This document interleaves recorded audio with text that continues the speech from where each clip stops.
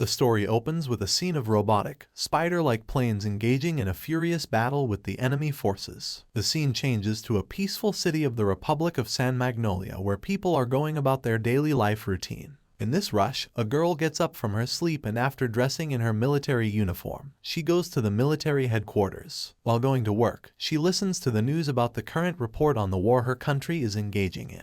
The war between the Republic of San Magnolia and the Empire of Giad has been going on for years. Both countries are using unmanned drones to fight, which gives them the chance to boast that it is an ethical war since there is no human loss. In reality, the Republic's juggernauts are secretly being piloted by a team called the 86S, which is piloted by humans from the Republic's unofficial 86th district. The girl is Major Vladilena, also known as Lena, and is living in San Magnolia. She is an officer in charge of commanding 86S and is famous for treating the 86S as humans. One day, Lena is suddenly called by the commander, who appoints her to be the handler for the prestigious Spearhead squadron, made up of the most elite 86 pilots. The commander, who is also her uncle, tells her about the unit's leader, Shinei Nouzen, known as the Undertaker, who has a reputation for destroying handlers, as every handler that has attempted to command him has either requested transfer, retired, or even committed suicide. She is hesitant to take the position after hearing all these stories from her commander, but she is given no choice and has to take the position at the end. Meanwhile, on the front lines, the pilots of Spearhead live life as best they can,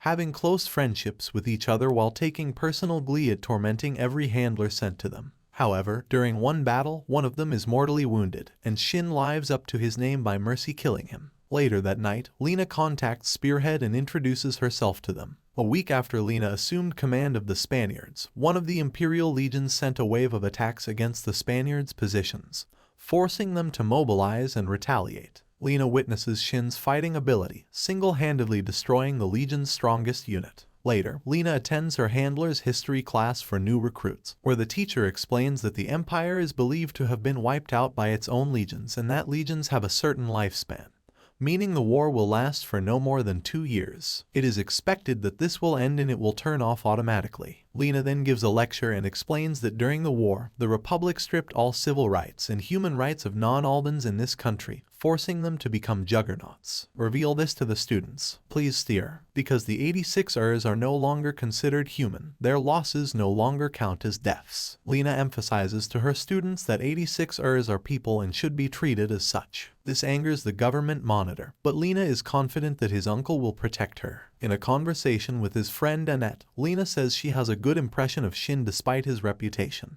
That night, Lena continues her daily conversations with Spearhead, and her squad begins to engage with her, especially Shin, who shows her smile for the first time. Lena continues her conversation with Spearhead, but some members have different opinions about her. Furaha is deeply upset, as she is jealous of how close Rena is to Shin and is generally angry at Alba for having her parents executed by them. Kai is now fascinated by Lena because she has learned that not all 86 are good and not all Alba are bad. Meanwhile, Lena is working on creating a more accurate map of the battlefield to assist Spearhead. Kai then asks Lena why she is so interested in the 86ers and Spearhead, and she reveals that Lena's life was saved by an 86ers pilot on the battlefield, and she realized they were all humans. However, Kai warns Lena not to get too attached and encourages her to change. Otherwise, she will be plagued by idealism again. In the next battle, Lena uses new cards to help Spearhead gain the upper hand. Although the battle is successful, Kyer appears to die when Juggernaut gets stuck in a swamp and is destroyed by enemy forces. Lena apologizes to Spearhead for Kaya's death, and she blames herself for not discovering the swamp sooner. This causes one of her pilots, Theato, to lash out at Lena, saying that she is only pretending to care about the 86ers while she is living in luxury behind the front lines. She accuses him of not knowing her true feelings. She thought about the situation,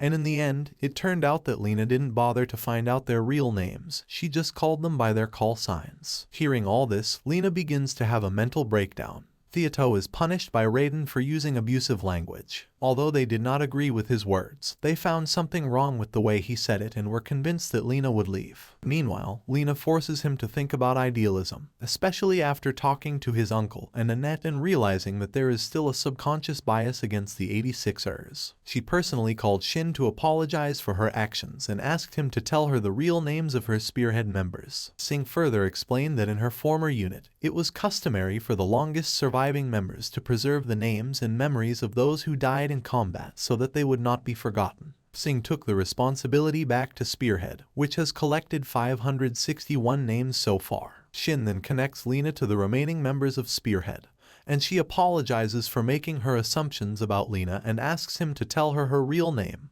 giving her his own name in return.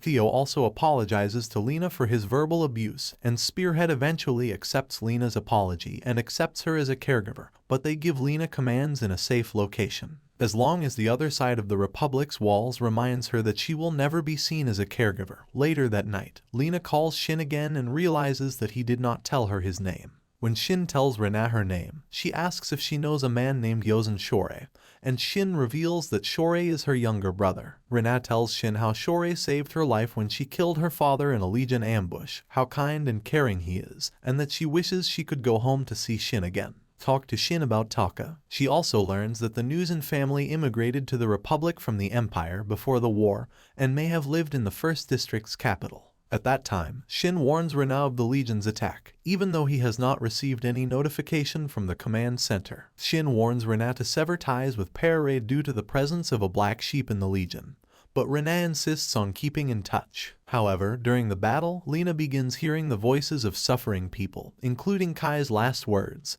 and is shocked. Although Rena is traumatized by the experience, she gathers the courage to approach Shin again, and Shin explains that thanks to her near-death experience, she can hear the core voices of the dead and predict their movements. Additionally, the core programming is based on how the human brain works. As a result, the core copies the brains of those it kills on the battlefield, imprints the victim's last thoughts into its programs, and creates black sheep and sheepdog models with far superior performance. Is completed. And intelligence. In fact, the Legion is much larger and more intelligent than the Republic thinks, and it has already developed ways to outlive its original lifespan, meaning that the Republic's defeat is inevitable. Hearing all this, Lena decides to work with Shin to destroy the commander of the Shepherd Legion within a year and end the war forever. Later that night, it is revealed that Shin has scars on his neck from when Shale tried to strangle him. 4 years ago, young Shin explored an old battlefield and later discovered the headless corpse of Shale.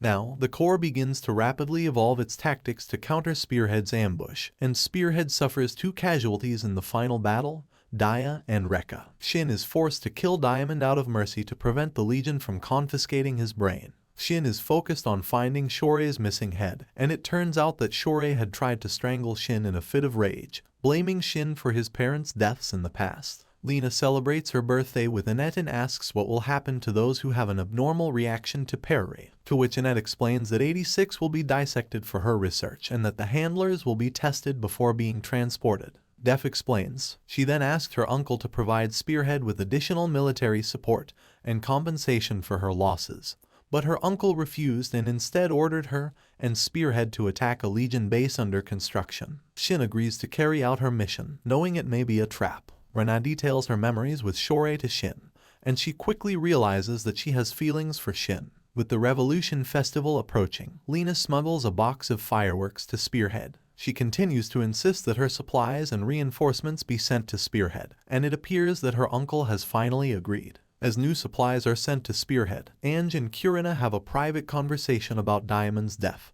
and its effect on Ange, and they must tell Renee about Spearhead's secrets that even Shin and Raiden are unwilling to share, and wondering whether or not. During the festival, Lena has to attend a party while Spearhead celebrates with smuggled fireworks. Spearhead then prepares a plan to attack the core base, but is suddenly ambushed by very long-range artillery fire, resulting in heavy casualties and Spearhead being forced to retreat, leaving only a few survivors. There was only one Spearhead member named. When Lena promises to secure more reinforcements, Shin decides to tell her the truth about Spearhead. This is a suicide squad whose mission is to kill all 86-year-olds who are nearing the end of their term of office, ensuring that they can never return to the Republic. Spearheads will not be replenished until all current members are dead. Lena then asks why they still fight when death is certain, and Raiden explains that they want to protect their pride by fighting rather than simply accepting death. Meanwhile, in another sector, a new Legion force completely destroys a Juggernaut squadron. After retreating to the base, Shin reveals to Raiden that he heard Shorei's voice in the Legion and can't wait to confront him one last time. Meanwhile, Lena researches Spearhead's history and discovers that many of its former units have been sent on special reconnaissance missions to ensure its destruction. She goes to ask Annette for her help, but Lena's idealism only reminds her that she had her 86-year-old neighbor, who was her friend, taken away by the government, so Annette just gets angry. She reveals that her own para-raid technology was developed through 86's human experiments and that her own father committed suicide out of guilt. Lena and Annette get into an argument, and Lena goes to her uncle to protest Spearhead's upcoming special reconnaissance mission. However, he explains that complete annihilation of the 86ers is necessary because if the truth of their treatment were to come to light, the Republic would immediately be ostracized among foreign nations. Lena can do nothing but say goodbye to Shin. Shin tells Rena that defeating Shaore, who has become her shepherd, will cause chaos in her army and give her a chance to escape from the country. On the day of the mission, the last remaining members of Spearhead, Shin, Raiden, Theoto, Kurena, and Ange, clear out the base and depart. Meanwhile, Shaore desperately sets out to intercept them in an attempt to integrate Shin into the Legion out of a twisted desire to protect him. While Spearhead attacks the Legion's main force, Shin heads straight to Shaore to fight one-on-one. However, Shorei's Shepherd forces prove to be sufficiently armored and advanced for Shin to deal with alone, and Juggernaut is knocked unconscious under attack. Meanwhile, Lena approaches Annette again, and she reveals that she found out that Shin and Shaore are her neighbors, with whom Annette broke up. Feeling her guilt, Annette agrees to hack the Republic's artillery system and give control to Lena. She provided much-needed artillery support, destroying the Legion's forces and incapacitating Shaore long enough for Shin to regain consciousness and destroy him. Shaore came to his senses and apologized to Shin before the machine exploded. With Shale and the Legion's forces destroyed in the area, Spearhead decides to advance further beyond the Republic's borders to find freedom. Realizing that Spearhead is leaving without her, Lena has no choice but to watch as Spearhead moves out of range of her para-raid system and disappears. Freed from Republic control, Spearhead evades the Legion's patrols and travels deep into the Empire's former territory, reaching a river that Juggernaut cannot cross alone. With their progress halted, Spearhead has a chance to rest, relax, and explore the nearby abandoned Imperial city. And I noticed that now that Shin was able to free Shaore and confide his problems to Rena, he seems much more relaxed and calm. The next day, Shin returns to the city and confronts the damaged black sheep. The sound is heard, and Grace destroys its core, killing it. He then tells the remaining members of Spearhead that he intends to find a place where they can live peacefully in a foreign country that the Legion was unable to conquer. 2 weeks later, Spearhead's robot companion, Fido, is found by Shin before being destroyed in an explosion, and he recalls his memories of living with Spearhead. After a skirmish with the Legion, all but one of Spearhead's juggernauts are incapacitated, and Fido is also crippled and unable to move, forcing Spearhead to abandon him. Additionally, most of the supplies were destroyed, limiting the possibility of further voyages. With the Spearheads having no other choice, they proceed to another abandoned Imperial city, where they spend the night at the school and briefly roleplay as students again. The next day, Shin takes the last remaining Juggernaut to intercept the core, intending to use himself as a decoy for the rest of Spearhead to escape. However, Shin's friends follow him into the battle, and they are all seemingly killed while Shin hears another shepherd's voice. Meanwhile, Lena arrives at Spearhead's base as Spearhead's replacement is brought in. She explores the base and discovers a note left by Spearhead saying her final farewell,